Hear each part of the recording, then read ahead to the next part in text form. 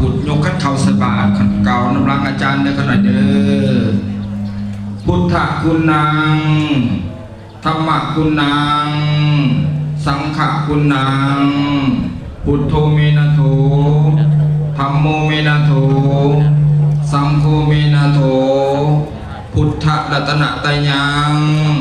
ธรรมรัตนะไตรยัง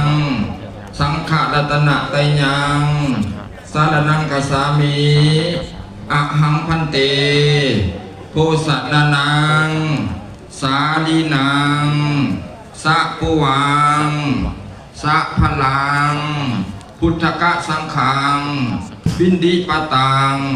กะโลโหตุสาธุสาธุเข้าใส่บาตรพร้อมปัจจัย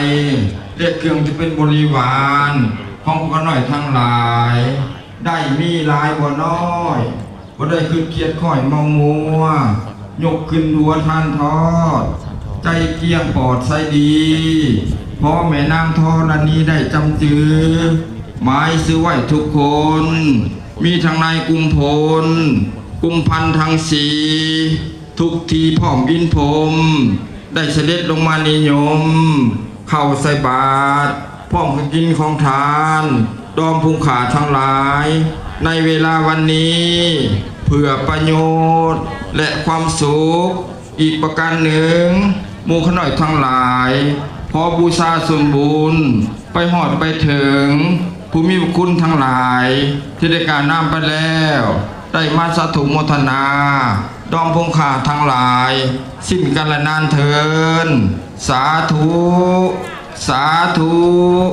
สาธุปริสุทโธอนุโมทามิ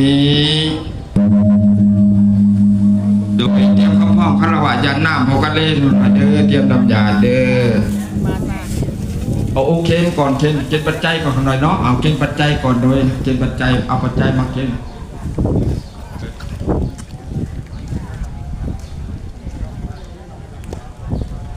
เราเตรียมเข้ามาเนาะบาทถวายครูบาอาจารย์ที่สองส่วนเพราะฉะนั้นการ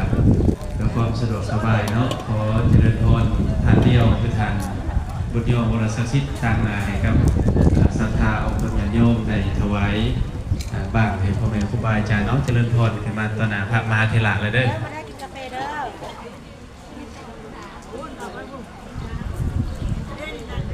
เจริญพรเนาะเดี๋ยวไปต้นกระเทียมสาธุการเข้ากันเด้อเอานิมนต์พ่อแม่ครูบาอาจารย์จับเอาสาธุ